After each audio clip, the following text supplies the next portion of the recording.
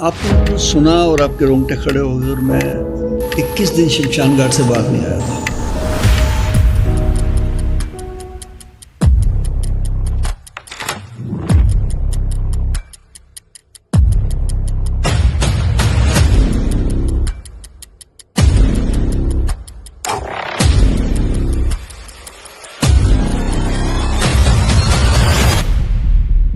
Crematorium workers are overworked. COVID warrior Jitendra Singh Shanti helped over 2,000 families cremate their loved ones free of cost.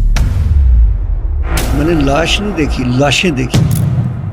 Sir 500 लाशें एक दिन में। 497 dead body थी, 497 जिसका record है हमारे पास। आपका जो नजरिया किसके लिए बदला, मौत के लिए कि इंसान के लिए? मन का मुझे लगता है इंसानियत ही मर गई। कि जहाँ सारी सरकार फेल होगी, एक सरदार मेरे काम आ गया। जगत में झूठी देखी प्रीत, अपने सुख से ही सब लागे, क्या दारा क्या भी कि हमारे शमशान घाट में लकड़ी नहीं और इतनी डेड बॉडी पड़ी। ईश्वर अगर तू है हमारी मदद। ऐसे ऐसे लोग निकल के आए। अक्षय कुमार जी का फोन आया मुझे इंडस्ट्री से, तो लाशों से डर नहीं लगता है मुझे, डरो इन जिंदों से। एनजीओ बनाई शहीद भगत सिंह सेवा दल, एक एक करके 17 शमशान घाट अडॉप्ट किए। सर भगत सिंह को तो सरकार का साथ नहीं मिला, आपको मिला? मेरे ऊपर 11 FIR हुए। 4 एजेंसियों को सरदार का खौफ था। सरदार का गुस्सा भड़कने था। यानी एक सिलेंडर उसको 40 लाख का पड़ा। कैसे? 25 जनवरी 2021 को किशन टी जी राष्ट्रपति जी ने आपके लिए पद्मश्री घोषित कर दिया। इतना आपने एक्सपोज किया, बड़े बड़े कॉर्पोरेट्स हैं जिनका आप नाम ले रहे हैं, आपके पीछे नहीं आए। तो फिर जितेंद्र सिंह शंटी को गुस्सा क्यों नहीं आएगा और जितेंद्र सिंह शंटी एक्शन क्यों ना ले? क्या करना चाहते हैं अभी आप? मिशन लेके चलूंगा पंजाब में कि जो भी नशे बेच रहे हैं, शेर के मुंह में हाथ डालने वाले हो। मुझे लगता है लालच में आके इंसान कुछ भी कर जाता है। देश शिवावर मोए है, शुभ कर्मन ते कब हूं न डरो, न डरो और सौ जब जाए लड़ो, निश्चय कर अपनी जीत करो।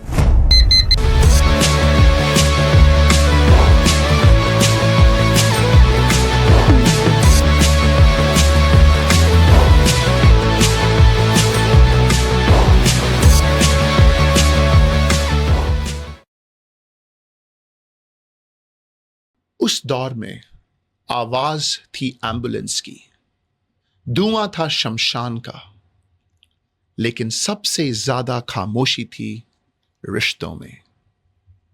कोविड के दौरान जब एक बेटा अपने मरे हुए बाप को हाथ लगाने से डर रहा था, जब रिश्तों से ज्यादा खौफ फैल रहा था और इंसान अंदर से टूट रहा था, तब मौत से ज्यादा लोगों को एक दूसरे से डर लग रहा था। उस वक्त कुछ लोग डर के पीछे छिपे और कुछ लोग सीना तान के मौत के आगे खड़े हो गए। और शायद इन्हीं लोगों के लिए हमारी गुरबानी में लिखा है, देश शिवावर मोए है, शुभ कर्मन ते कब हूं न डरो, न डरो और सौ जब जाए लड़ो, निश्चय कर अपनी जीत करो। सोल टॉक में आज हमारे साथ जो शख्सियत बैठी हैं, इन्होंने इन लफ्जों को सुना नहीं, जिया है। Padmashri Jitendra Singh Shunty ji, welcome to soul talk with बाव। Thank you. जय हिंद। शंटी जी, इससे पहले कि हम अपना पॉडकास्ट शुरू करें, मेरा एक खुद का सवाल है। आपने एक लाइन कही थी कि कोविड में इंसान नहीं, इंसानियत मर गई थी। ये लाइन बहुत हैवी है और अभी भी मैं बोल रहा हूं तो मेरे गूस बम्प्स आ रहे हैं। मैं खुद बहुत डिस्टर्ब हुआ था ये लाइन सुन के, बट आपने कहा नहीं सर, आपने तो ये जिया है, ये देखा है। तो ऐसा क्या था कि आप मजबूर हो गए सर ये कहने के लिए? आपने तो सुना और आपके रोंगटे खड़े हो गए और मैं 21 दिन शमशान घाट से बाहर नहीं आया था। वो समा भयंकर समा। लोगों को पहले हॉस्पिटल में जगह नहीं मिलती थी, जगह मिलती थी तो वेंटिलेटर नहीं मिलते थे।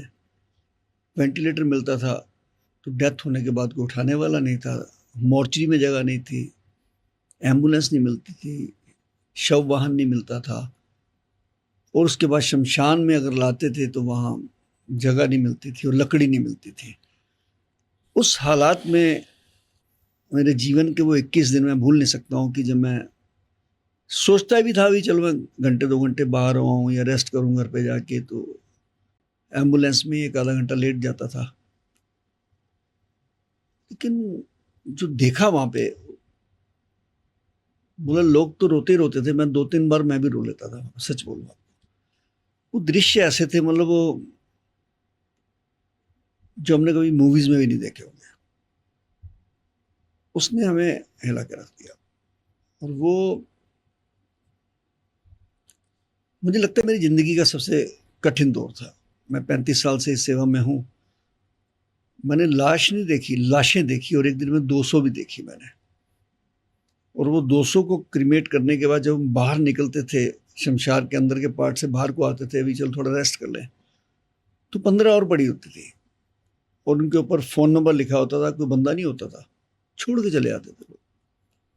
उनकी मजबूरी भी थी कई जगह कि लोग टूट गए थे वेटिंग कर करके अस्पतालों में, मोर्चरी में, शमशान में। उनको लगता था यार पता नहीं नंबर आए ना आए, तो कहते थे शंटी जी आप ही करा दो फिर। तो जो उस समय देखा मैंने, मीडिया बहुत आता था वहाँ पे, दुनिया का मीडिया आता था वहाँ पे, कोई ऐसी कंट्री बची नहीं जिसका मीडिया वहाँ नहीं आता था मेरे वाले शमशान घाट में, क्योंकि वो सबसे ज़्यादा एवरेज थी। 27 अप्रैल 2021 का दिन मैं भूलता नहीं हूँ। 497 डेड बॉडी थी, 497 जिसका रिकॉर्ड है हमारे पास। वही मीडिया को मुझे किसी ने पूछा, उसने पूछा कि इंसान कितने मर रहे हैं। मैंने कहा मुझे लगता है यार इंसानियत ही मर गई है यार, सच बोलूं मैं आपको। कुछ लोग तो सेवा के लिए उतरे हुए हैं सामने, कोई वेंटिलेटर दे रहा है, कोई ऑक्सीजन दे रहा है, शमशान पे लकड़ी भेज रहे हैं लोग हमको, लेकिन कई जगह तो इंसानियत मर गई। एक 4 एजेंसियां हमारे देश में जो कमर्शियल हो गई और आपस में मिल गई, कोई अंकुश ही नहीं था उनके ऊपर। 5 स्टार हॉस्पिटल वाले कुछ लैब वाले, कुछ फार्मा वाले, इंश्योरेंस कंपनियां भी मिल गई इनके साथ बहुत सारी। वो ऐसे मिल गई कि जैसे किसी का 10 लाख का बीमा है तो 9,90,000 तक तो वो टीपीए पास कर देते थे। जैसे 10 लाख को क्रॉस करता था तो उनकी मेल आ जाती थी कि हो इसको तो शुगर है, ये तो शराब का एडिक्ट था, कोई बहाना ढूंढ लेते थे और उसका वो टीपीए कैंसिल कर देते थे। तो पेशेंट को छुट्टी नहीं देते थे, डेड बॉडी को रोक लेते थे। पैरासीटामोल जैसी गोली हजारों रुपए की बिक गई। अगर मैं गलत कह रहा हूं तो क्या दिल्ली में 2,000 वाला इंजेक्शन 2 लाख का नहीं बिका? 500 वाला सिलेंडर 50,000 का नहीं बिका? सरेआम बिका। 1000 वाली एम्बुलेंस 50,000 में दी गई। उस दौर में मैं कह सकता हूं कि कई जगह पे इंसानियत ही मर गई थी, इंसान नहीं मरे थे। और उसको कुछ भगवान नुमा जो लोग थे, डॉक्टर भगवान के रूप में काम कर रहे थे। हॉस्पिटल अलग चीज है, डॉक्टर अलग चीज है। हॉस्पिटल इंडस्ट्री है, industry. Doctor, nurses, technicians, ambulance driver, शमशान घाट में काम करने वाले कर्मी, शव वाहन के ड्राइवर, रियली इन्होंने जो काम किया ना, सफाई कर्मचारी, उसको नहीं भुला सकते लोग। उन्होंने एक परमात्मा के रूप, दूत के रूप में काम किया, दूत के रूप में काम किया। और सर 500 लाशें एक दिन में। हाँ देखिए, और सिंपल हालात में नहीं देखी। बड़ी मजेदार बात बताता हूँ आपको कि 5वीं 6ठी मंजिल से भी हम उतार कर लाए हैं डेड बॉडीज। और वो बातें वैसे तो लोगों में डिमोरलाइज भी बहुत करते थे, लेकिन कुछ लोगों ने ऐसी ऐसी बातें करी कि मेरे रोंगटे खड़े हो जाते थे। जैसे मैं एक डेड बॉडी द्वारका से लेने गया, 4 दिन से पड़ी हुई थी। एक बहू अपने ससुर के पास बैठी है और उसके पति कनाडा में है। मुझे किसी मीडिया से फोन आया था, तो वहाँ लिफ्ट थी, पर लिफ्ट वालों ने मना कर दिया कि वो ले जाने नहीं देंगे, सोसाइटी वालों ने, कि हमारी लिफ्ट खराब हो जाएगी। Dead body sir? हाँ, सोचा उनकी। तो जब उस बॉडी को नीचे लेके आए तो जो बहन जी थे वो डेड बॉडी को रख रहे थे तो आंसू आए उनकी आंखों में। तो एक बुजुर्ग माता वहां खड़ी थी, उन्होंने कहा माता जी ने कि बेटा तू क्यों रो रही है, अब तो सारा इंतजाम कर दिया शंटी जी ने, शहीद भगत सिंह सेवा दल की एम्बुलेंस भी आ गई है।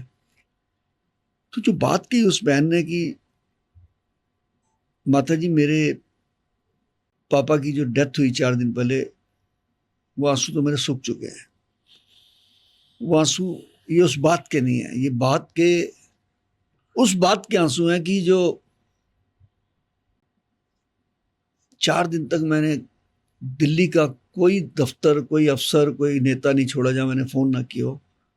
ये आंसू इस बात के हैं, जज्बात के, कि जहां सारी सरकार फेल होगी एक सरदार मेरे काम आ गया। उस बात ने मेरे को फख्र दिया कि गुरु गोविंद सिंह जी ने जो हमें ये ताज बख्शा है, मैं समझता हूँ इसके अंदर शक्ति है, बहुत ज्यादा शक्ति है।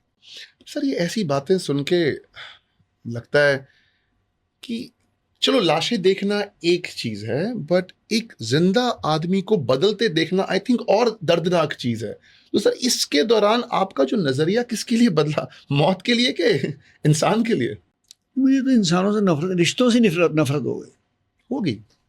जो गुरबानी में हम सुनते थे, जगत में झूठी देखी प्रीत, अपने सुख स्यों ही सब लागे, क्या दारा क्या भी। प्रत्यक्ष देखा मैंने, प्रत्यक्ष कि वो बच्चे बहन भाई खड़े हैं और डेड बॉडी को हाथ नहीं लगा रहे हैं, अंकल जी आप ले जाओ हमें डर लगता है, अंकल जी हमें बुखार है। और जब हम लेके जाने लगते थे, कोई उनकी अंगूठियां उतार रहा है, कोई बालियां उतार रहा है, कोई अंगूठी लगवा रहा है कागज पे। बहुत बुरा हाल देखा। मतलब जिस पत्नी के साथ फेरे लिए, सारा जीवन बताया हुआ किसी ने, वो तो सखी बननी चाहिए ना। मैंने अपनी आंखों से देखा है जब एक आंटी जी का फोन आया कि मेरे हस्बैंड की डेथ होगी बेटा, मैं अकेली हूँ, बच्चे फॉरेन कंट्री में।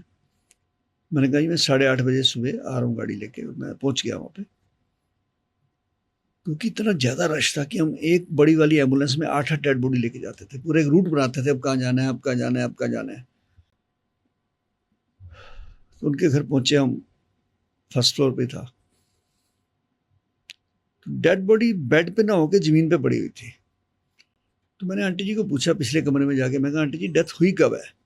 कहती पता नहीं बेटा, मैं तो परसों से कमरे में नहीं गई उनके। देखो कितनी बड़ी बात है, घर में किसी को सिर दर्द भी हो जाए तो पूरा परिवार आगे पीछे होता है। नहीं तो जिसने पूरा घर बनाया हो, परिवार बनाया हो, बच्चों को फॉरेन कंट्री भेजा हुआ है, और खुद कमरे में मरा पड़ा है, और उसको पता ही नहीं मरा कब, मिसिस को पता नहीं मरा कब है वो। खैर हमने अपना कर्म किया, उनको सैनिटाइज किया, पैक किया, और जब लेके चलने लगे तो मैंने इशारा किया, मैंने कहा आंटी जी दर्शन कर लो। मात्र 20-25 फुट की दूरी होगी, जो एक ड्राइंग रूम कितना बड़ा होता है इतना ही होता है। तो कह लगे नहीं नहीं बेटा ले जाओ, दर्शन कर लिए मैंने।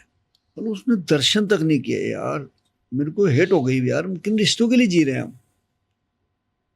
इंसान किस लिए झूठ बोलता है, चोरी करता है, मक्कारी करता है, बेईमानी करता है, बच्चों के लिए, बीवी के लिए, और वो आज मुंह देखने को तैयार नहीं है उसकी। यार इन चीजों से मुझे बहुत कुछ सीखने को मिला, बहुत कुछ सीखने को मिला। चंडी जी आप बात कर रहे हैं रिश्तों की, उस दौरान अपने अपनों से दूर भाग रहे थे, पर आप रोज सुबह उठ के मौत के पास जा रहे थे।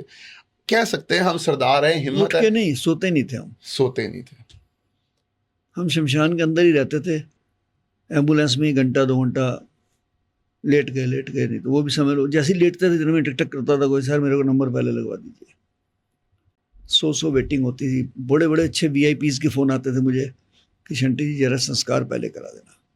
सो मैनी IPS IAS मंत्री, पता नहीं कहाँ से फॉरेन कंट्री से फ़ोन आते थे, पत्रकारों के, बड़े बड़े पत्रकारों के, कि सर वो हमारी डेड बॉडी पड़ी है, 80 नंबर चल रहा है, प्लीज़ जल्दी करा दीजिए।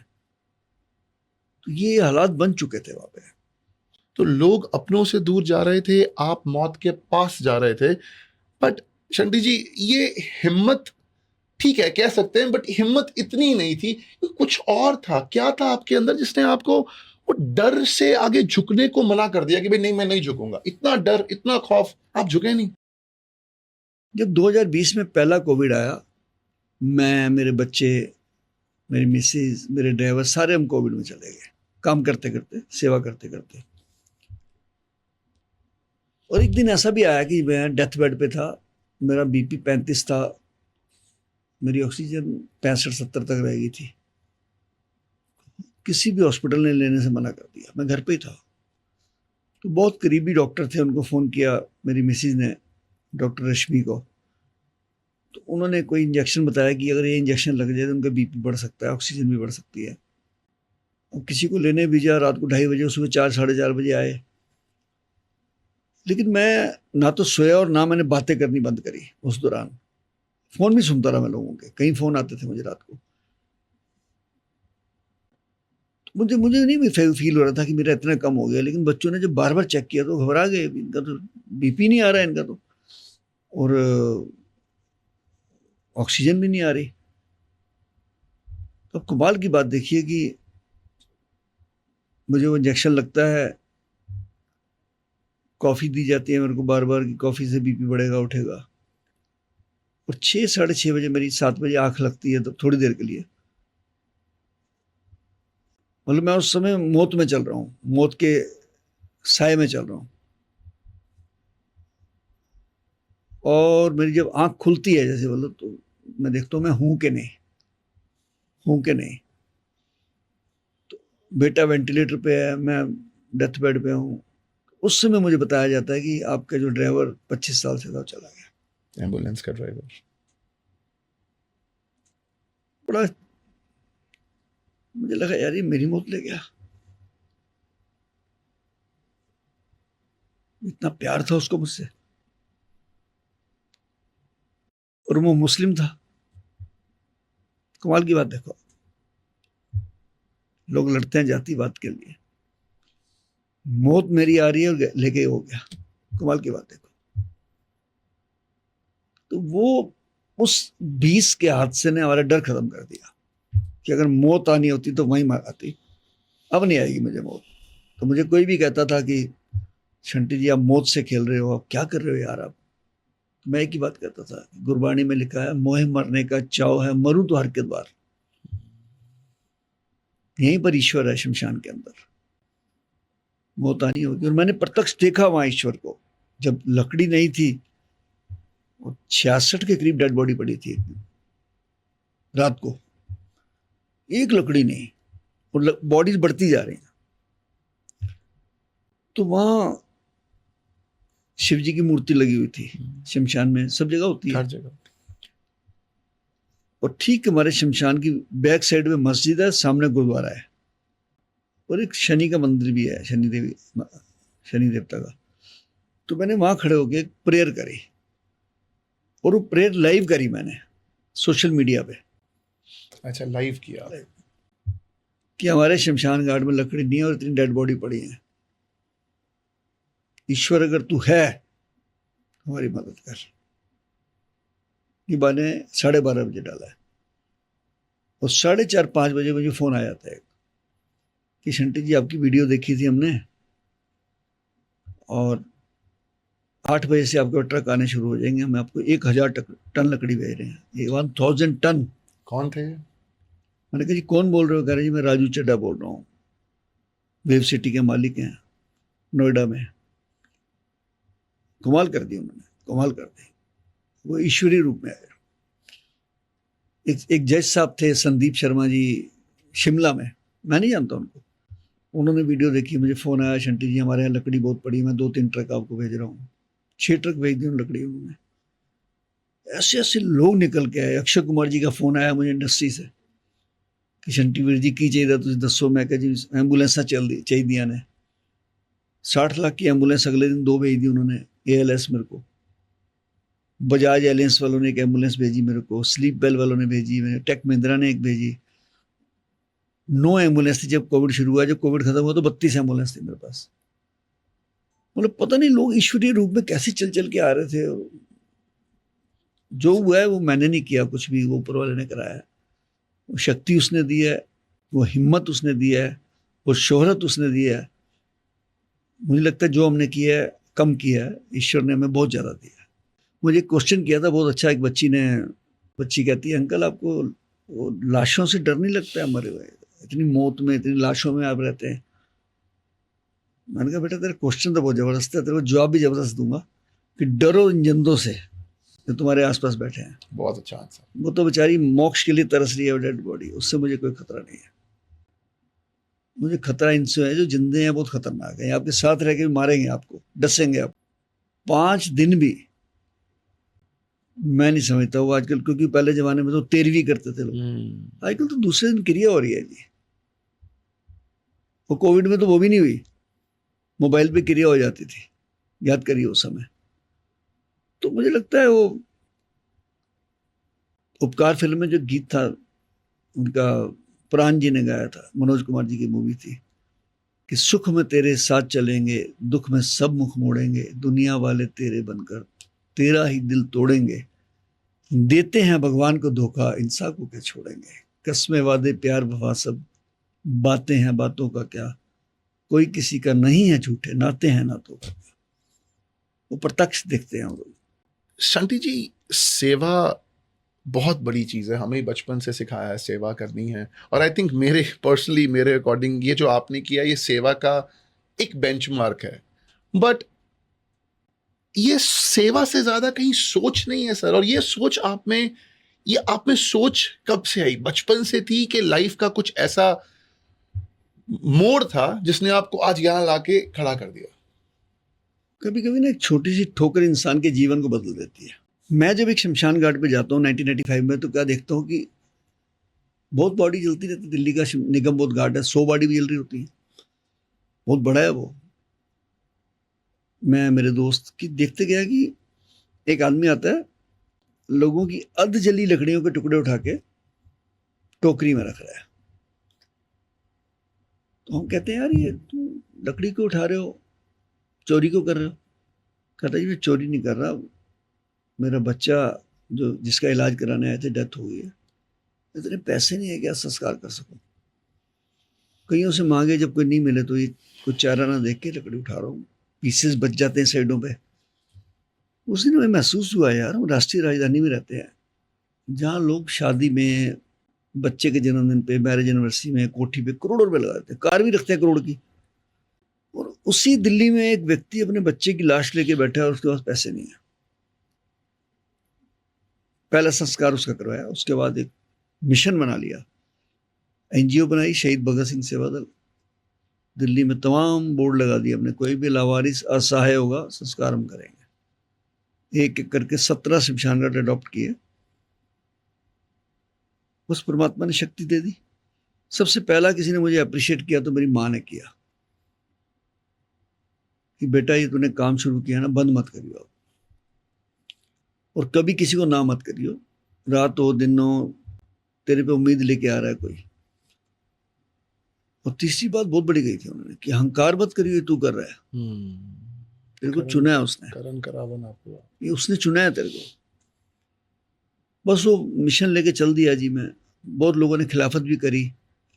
मेरा सगा भाई कहता था कि कफन बेचता है फलाना फलाना, मैं परवाह नहीं करी। करतार सिंह सराबा जी का एक शेर है कि सेवा देश ते कौम दी बड़ी औखी, गल्लां करनियां बड़ियां सुखलियां ने, जिन्हां इस सेवा विच पैर पाया उन्हां लखां मुसीबतां चलियां ने। सही, सेवा का जुनून है, जुनून है। मैं देख सकता हूँ इसको। अपने लिए जिए तो क्या जिए, तू जिए दिल जमाने के लिए। और इस जुनून ने मेरे को सुकून तो दिया, जज्बा भी दिया, मिशन भी दिया, और अन्याय से लड़ने की ताकत दी मेरे को। सबसे बड़ी बात कि जब दिल्ली में मैंने देखा कि यार कुछ हम शमशान घाट में सेवा कर रहे हैं, कोई ऑक्सीजन की सेवा कर रहा है, कोई लंगर की कर रहा है, कोई प्रवासियों की सेवा कर रहा है, डॉक्टर भी सेवा कर रहे हैं, नर्सें भी कर रहे हैं, पर ये 4 एजेंसियां मिलकर क्या कर रही हैं ये?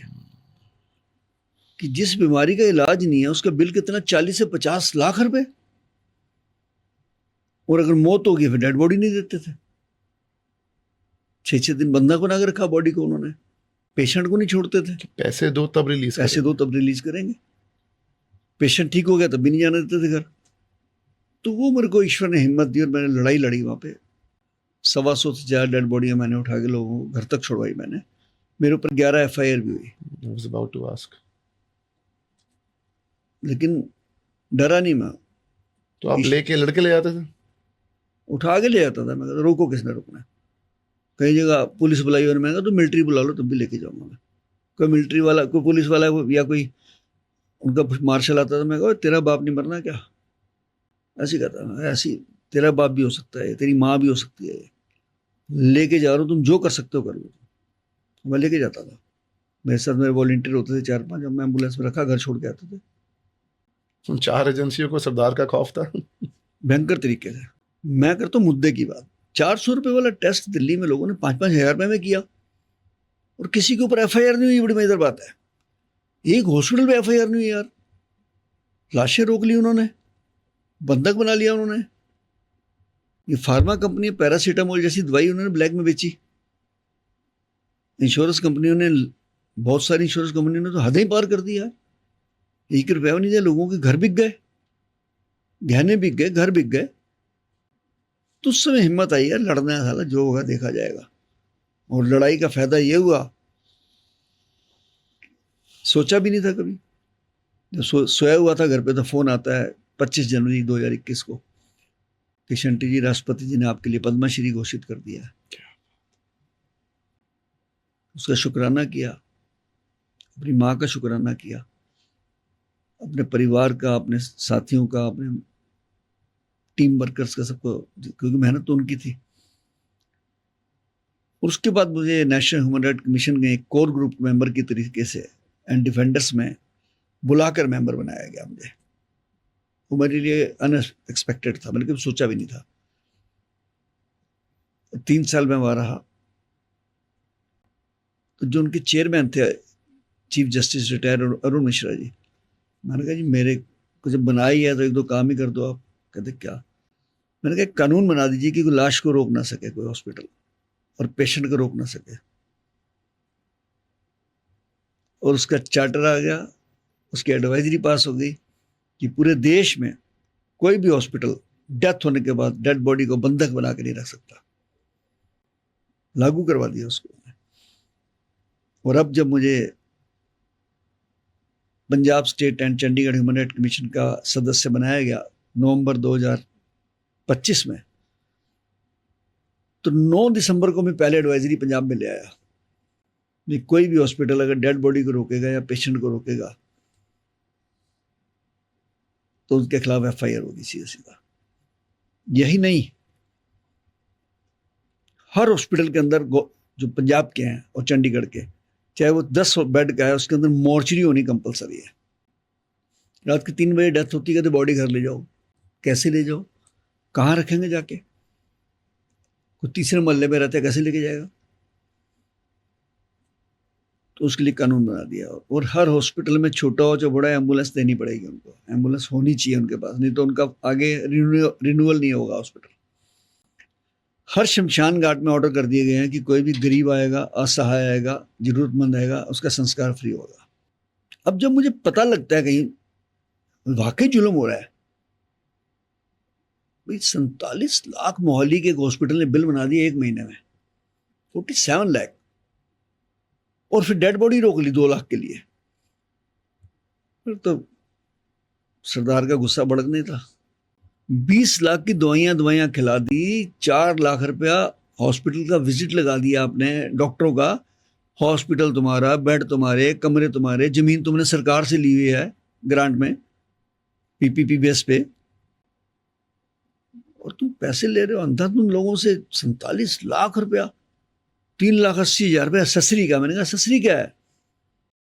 ये जी सैनिटाइजर हो गया, नैपकिन हो गए, PP किट हो गई।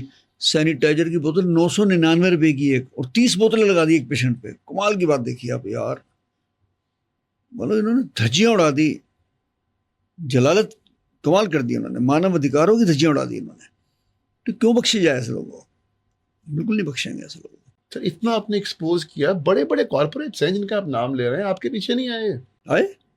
आपको आए धमकियां भी दे रहे हैं, मैं नहीं पूरा करता। जब मैं वहां नहीं मरा 20 में, तो अब क्या मरूंगा इनसे? गवर्नमेंट हॉस्पिटल में मैंने चंडीगढ़ में भी पीछे सरप्राइज विजिट किया जब मैंने, जिसे 32 का हॉस्पिटल कहते हैं, मैं हैरान रह गया यार, कैजुअलिटी में 72 लोग स्ट्रेचर के ऊपर है। अभी मैंने पूछा डॉक्टर साहब ये कोई स्ट्रेचर पे आता है जैसे बाहर से, तो आप कितनी देर रखते हैं इसको? 3-4 घंटे लग जाते हैं वार्ड में, कंसर्न वार्ड में। हड्डी वाला तो हड्डी में जाएगा, सांस वाला सांस में जाएगा। मैंने कहा अगर मैं आपको 3 दिन वाला बंदा दिखा दूं यहाँ पे जो 3 दिन से लेटा हुआ है, दिखाया मैंने, मेरी लाइव वीडियो चली यहाँ पे, 4 करोड़ लोगों ने देखी। मैंने कहा जी अगर कोई हार्ट का पेशेंट आ जाए और स्टंट डलने हो तो कितना समय लेना चाहिए? कहने लगे जी 1.5 घंटे में डल जाना चाहिए। मैंने कहा आ जाओ मैं आपको 2.25 दिन वाला दिखा देता हूँ। दिखा दिया मैंने, वहाँ पे लाइव दिखाया मैंने, वीडियो मेरी सारी दुनिया ने देखी। और फिर जब मैं वार्ड में गया, अच्छा वो स्ट्रेचरों के ऊपर 72 के 72 स्ट्रेचर में एक भी चादर नहीं थी। मैंने कहा लेट के दिखाइए आप इसके ऊपर, 1 घंटा लेट के दिखाइए मेरे को, क्योंकि स्ट्रेचर कितना होता है 18 इंच, वो भी कप शेप में होता है ऐसे, ताकि वो गिर ना जाए। यार लोग 3-3 दिन से लेटे हुए हैं उसके ऊपर, ये क्या तुक है? नरभक्षियों वाला काम हो गया। तो मार रहे हैं आप तो उनको। फिर मैं ऊपर वार्ड में चला गया, वहां जलालत देखी कि 100 पेशेंट अगर था तो 50 के हाथ में एम्बू बैग पकड़ाया हुआ है, ऐसे ऐसे करते रहो सांस देने के लिए। एक वेंटिलेटर नहीं। मैंने बुलाया डॉक्टर साहब, मैंने कहा डॉक्टर साहब वेंटिलेटर कहाँ है आपके? कितने हैं? कह रहे जी 9 है। मैंने कहा है? कह रहे जी ऑपरेटर नहीं है हमारे पास। वाह। और मेरे देखते देखते 2 माताजी की वहां डेथ हो गई। एक फौजी थे, मुझे कहने लगे सर मैंने पूरे देश की रक्षा कोने कोने में जाके की है, आज अपनी माँ की रक्षा नहीं कर सका इस हॉस्पिटल में। मेरे हाथों में मेरी माँ मर गई है और मैंने 8 दिन से यहाँ पंप कर रहा हूँ ऐसे ऐसे ऐसे ऐसे 8 दिन से। और एक और भैया थे, उनकी तो कंप्लेंट भी आ गई है मेरे पास। वो 2 भाई खड़े थे, वो भी ऐसे पंप कर रहे थे। मैंने कहा बेटा कब से कर रहे हो? कह रहे 10 दिन हो गए। मैंने कहा ये माता जी जिंदा है वैसे?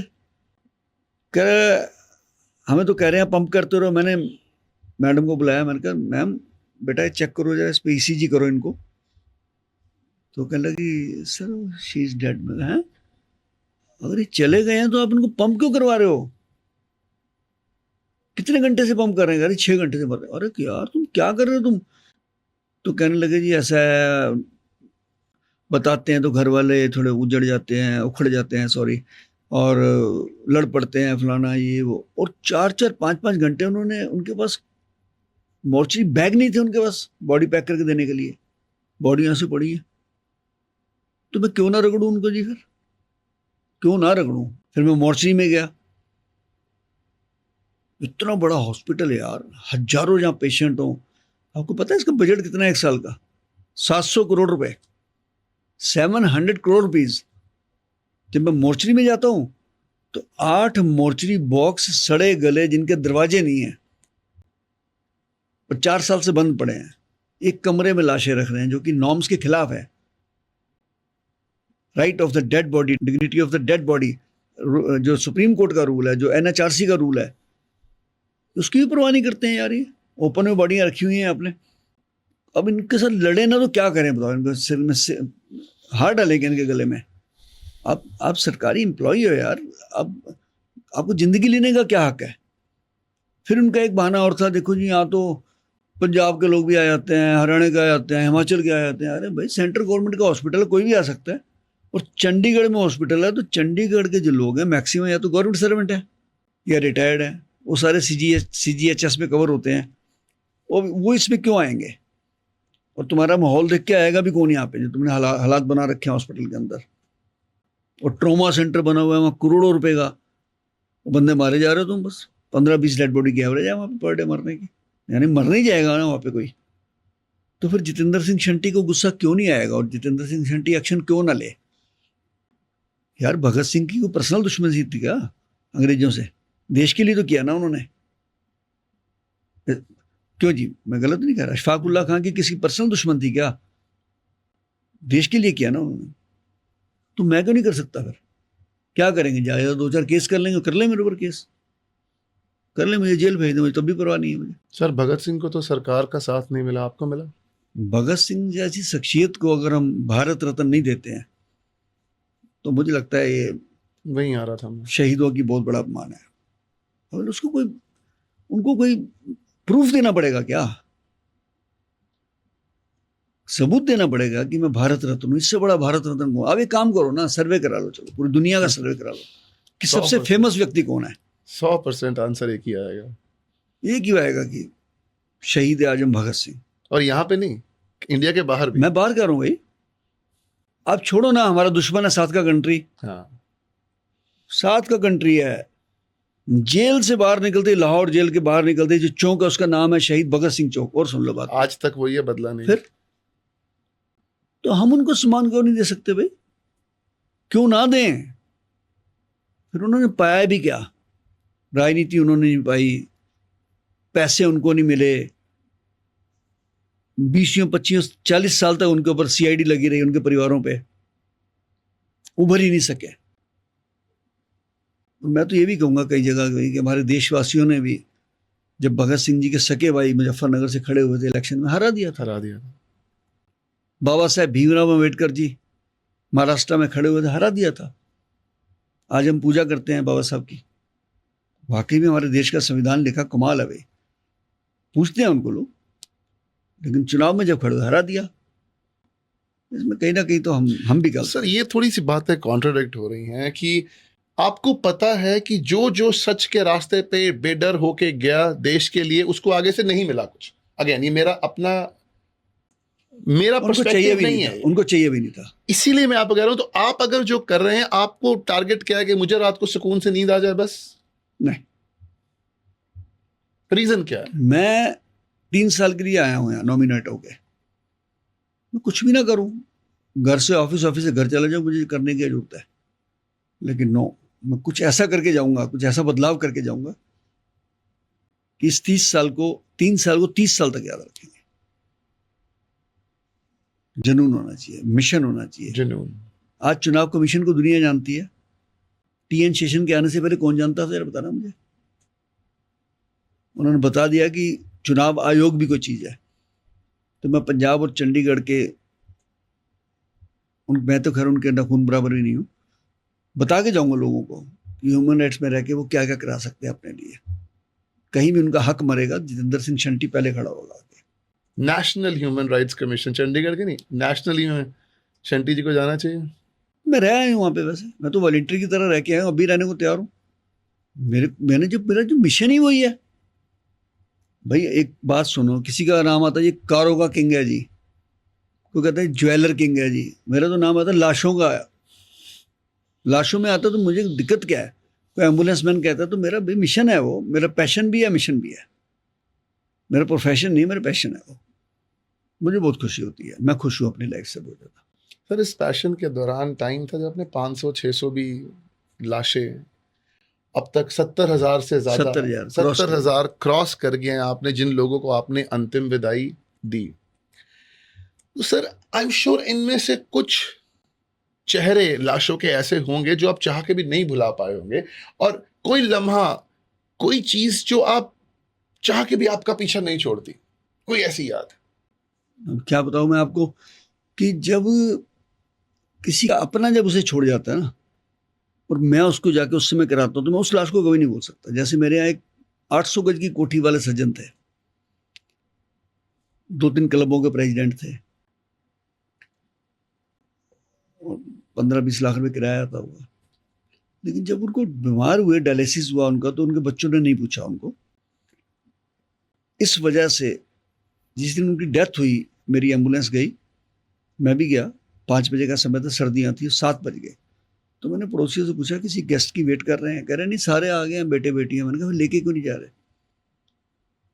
कहने लगे जी उनकी एक विल निकली है, उसमें वो सारा कुछ धर्मार्थ कर गए, अपना घर सब धर्मार्थ कर गए हैं, कोई कहीं पे, कोई कहीं पे, कहीं पे। बच्चे कह रहे हैं जी धर्मार्थ वाले करेंगे आगे संस्कार। मैंने कहा मैं सगे बाप का नहीं करा, उन्होंने नहीं करा, मैंने करा उनका, उन्होंने बाद में क्रिया भी नहीं करी। मगर पैसा ही सब कुछ रह गया आजकल, मैं रोज देखता हूं। मैं जो गुरबानी में पढ़ते थे ना, सुख में आन बहुत मिल बैठत, रहत चाहो दिस घेरे, विपत परी सभी संग छाड़त, को ना आवत नेरे।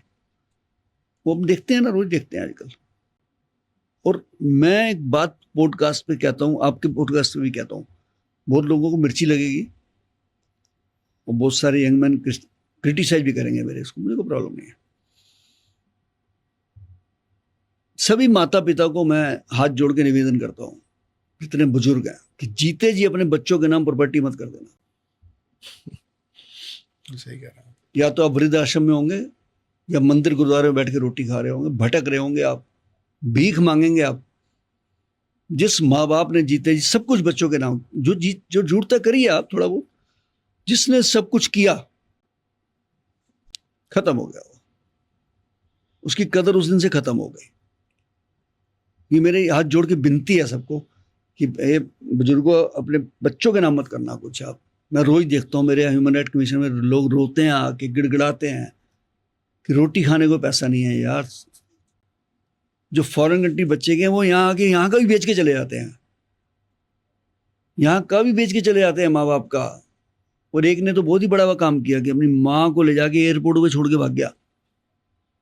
7 साल पहले का किस्सा है। स्पेशल आया कि मम्मी तुम्हें बाहर लेके जाता हूँ मैं।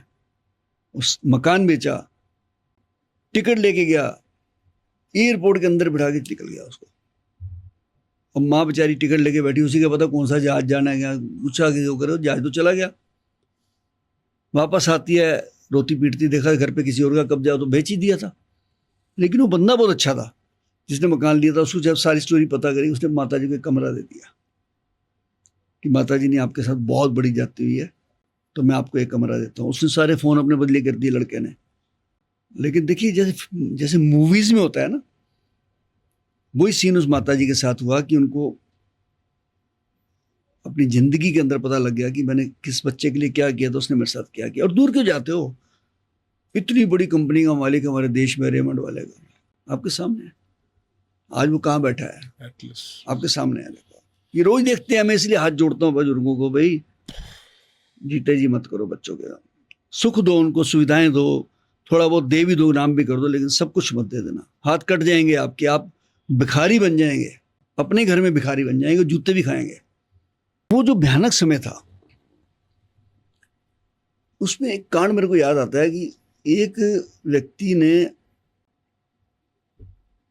जब वो सीरियस हो गया, ऑक्सीजन कम होती जा रही थी, एक ही सिलेंडर था उनके घर में, अपनी मिसेज को कहा कि मेरे पास 40 लाख रुपए पड़ा है, हम रखते हैं, चलते हैं, देखते हैं कैसे हॉस्पिटल में जगह नहीं मिलती। और दिल्ली के एक बहुत बड़े हॉस्पिटल के बाहर उन्होंने लाइन में लगा दी गाड़ी, क्योंकि वहाँ पे उतरने के लिए 50-50 गाड़ियाँ खड़ी थी हॉस्पिटल में घुसने के लिए। गेट से अंदर घुसने के लिए 50 गाड़ियाँ थी बाहर से। अब गाड़ी में बैठे बैठे डेथ हो जाती है उनकी, सिलेंडर ख़त्म हो गया। उनकी मिसेज ने हमें फ़ोन किया कहीं से, हमारा नंबर लेके, हमारी एम्बुलेंस गई, डेड बॉडी लाई, हमने संस्कार किया। अभी संस्कार कर रहे थे तो मुझे उसकी मिसेज कहती है, वीर जी गलती होगी मेरे से। मैं कहा दसो। कहने लगी, मेरा ना इनका एक बैग था जिसमें पैसे बहुत सारे थे, वो गाड़ी में रह गया। तो मैंने एम्बुलेंस दी, मैंने कहा जाओ फटाफट। आप गई तो गाड़ी के शीशे टूटे हुए थे। 40 लाख रुपया उसका कोई ले गया, यानी एक सिलेंडर उसको 40 लाख का पड़ा। कैसे? CCTV निकलवाए गए हॉस्पिटल के। तो वो कोई व्यक्ति बैग लूटने नहीं आया था। उस गाड़ी में जो ऑक्सीजन का सिलेंडर पड़ा था, वहाँ से 2 लड़के जा रहे थे बाइक पे, एक ने इशारा किया, रोक सिलेंडर। सिलेंडर तो उस समय अफीम की तरह बिक रहा था। नीचे उतरे, शीशा तोड़ा ईंट से, बाहर निकाला उन्होंने। बाहर निकाला तो दूसरा कहता बैग में भी कुछ है, बैग भी ले उठा। 40 लाख रुपीस, फिर भी जीवन नहीं बचा। और घर से निकले थे 40 लाख लेके, बच जाएंगे, जिंदगी लेने। मैंने बहुत कुछ देखा। मतलब अब मेरी स्टोरियाँ शुरू करेंगे जब देखनी तो 2 दिन लग जाएंगे, 3 दिन, इतना लंबा। अभी तो बायोग्राफी जो मेरी बन रही है, उसकी स्टोरी लिखने में 3 महीने तो लग चुके हैं उनको। आनंद कुमार जी जिन्होंने जिला गाजियाबाद बनाई थी, उन्होंने टाइटल दिया उसका सिंह सूरमा। बहुत प्यारा टाइटल सर, मैंने फॉलो किया है, ये बहुत प्यारा टाइटल। और आपको मिलके, आपकी बातें सुन के, आई थिंक इससे अच्छा टाइटल बन ही नहीं सकता था। और अगर ये नाम है सिंह सूरमा, अगर ये जब भी बना सर, ये आपके लिए बना, दिल से कह रहा हूं। पर सर आपने बहुत बैकलैश लिया, दुनिया को बचा रहे थे आप मौत में जाके, पर वो मौत सर एक गोली बन के आपके घर पे दस्तक दी, जी। बच गए आप, बट आपको ज्यादा डर लगा कि घर वालों की आंखों में आपने ज्यादा डर देखा उस दिन? देखो थोड़ा बहुत तो होता ही है, लेकिन वो धमकियां मुझे यहाँ भी मिल रही हैं रोज, चंडीगढ़ में भी।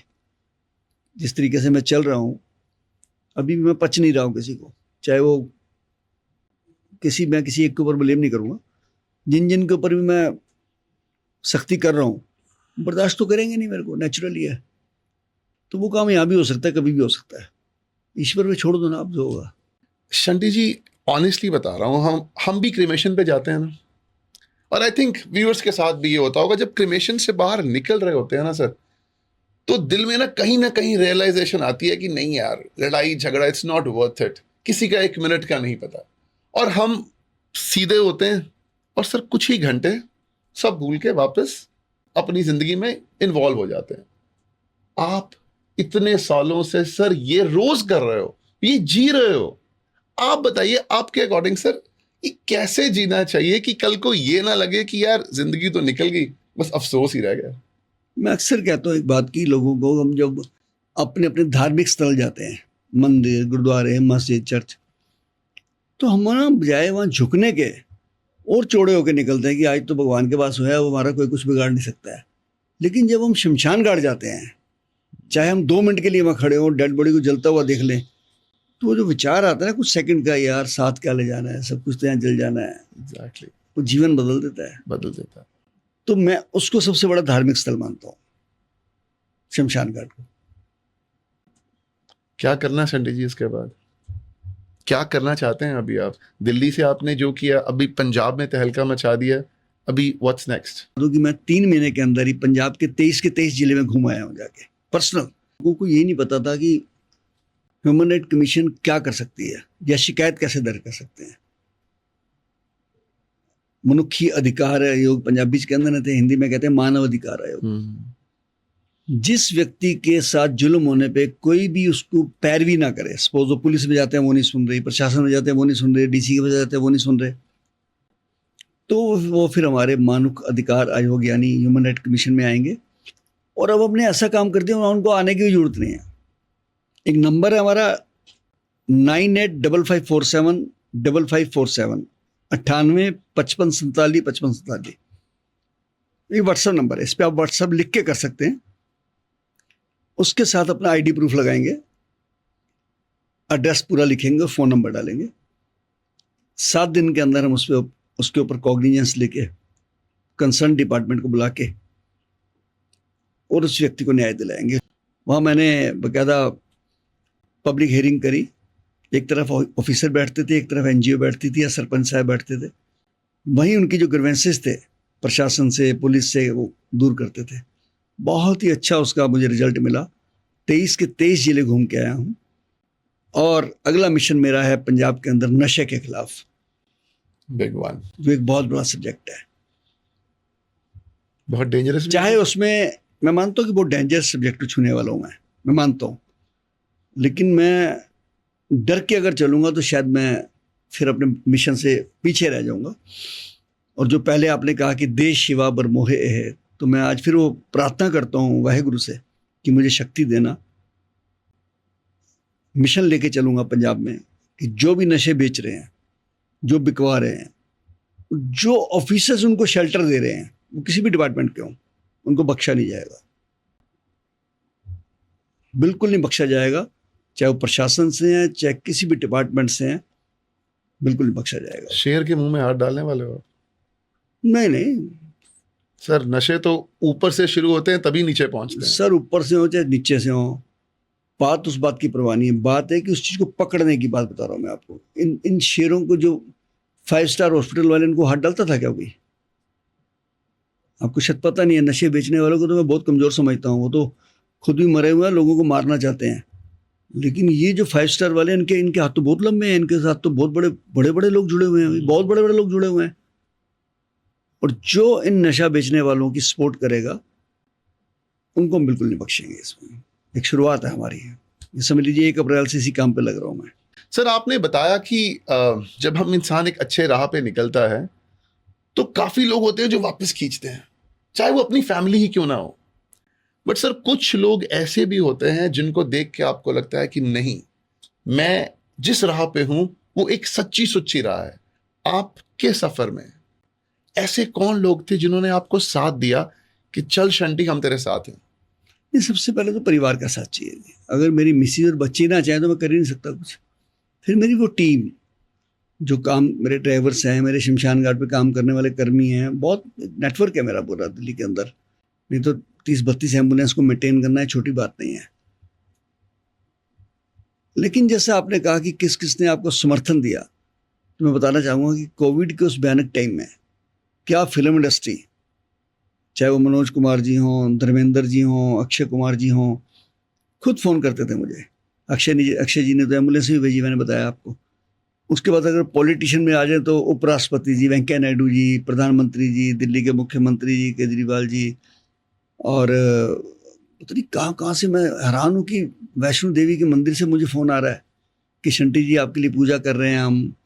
शिरडी के साईं मंदिर से पूजा आ रहा है कि हम आके महंत बोल रहे हैं जी। मुझे अकाल तख्त साहिब पटना साहिब से फ़ोन आ रहा है कि हम अरदास कर रहे हैं जी।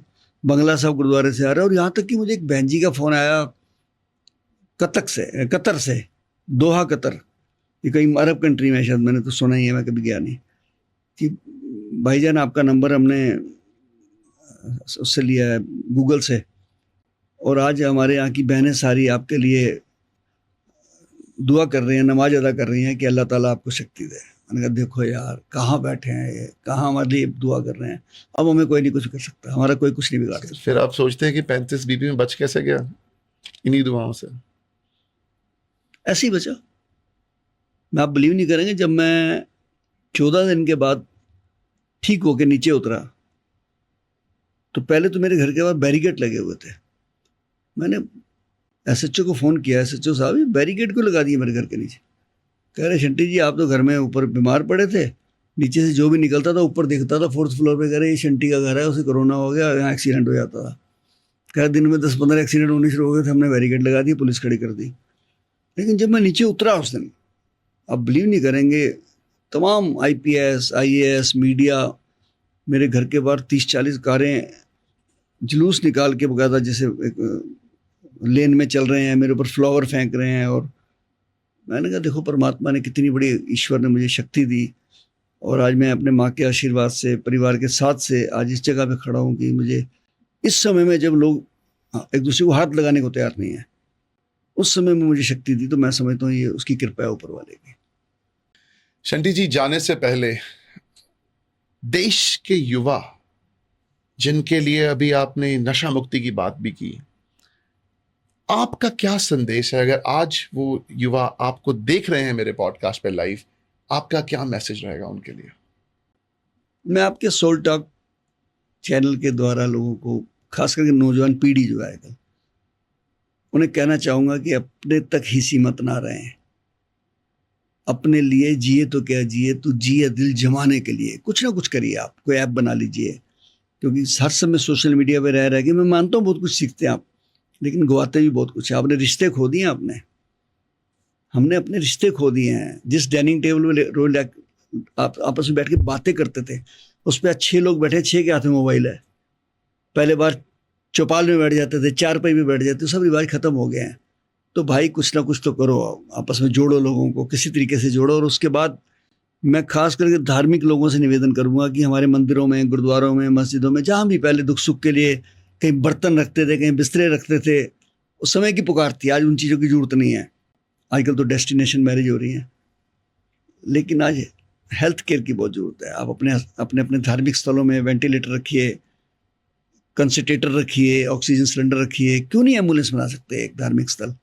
तो मैं सबको यही निवेदन करूंगा, और खास करके नौजवान पीढ़ी को, कि आप समाज के लिए कुछ ना कुछ करिए, अपने जीवन को सफल कीजिए, अपने माँ बाप की इज्जत कीजिए, अपने गुरु की इज्जत कीजिए जिन्होंने आपको पढ़ाया है, और देश के लिए कुछ ना कुछ करके जाइए। याद रखेगी दुनिया आपको। सर, कमाने गवाने की बात आपने की, देश की आपने बात की, सर उनके लिए क्या मैसेज है? हमारे जैसे लोग जो बाहर के मुल्क में बैठे हैं, हमने बहुत कमाया बट बहुत गवाया, उनके लिए क्या मैसेज देंगे आप? मुझे लगता है लालच में आके इंसान कुछ भी कर जाता है। मेरे पास ह्यूमन राइट कमीशन में आज बहुत केस आ रहे हैं। वो मुद्दा मैं एक और देना भी चाहता हूँ आपको कि बहुत सारे हमारे बच्चों ने अपने माता पिता की जमीन को बेचा। जमीन को नहीं बेचा, अपनी माँ, जो माँ के धरती माता है हमारी, अन्न देती है हमको, उस अन्नदाता माँ को हमने बेचा और बाहर चले गए। वहाँ लोगों ने धक्के खिलवाए, कोई एयरपोर्ट पे सफाई कर रहा है, कोई पेट्रोल पंप पे कर रहा है, यहाँ राजबाट छोड़ के हम चले गए।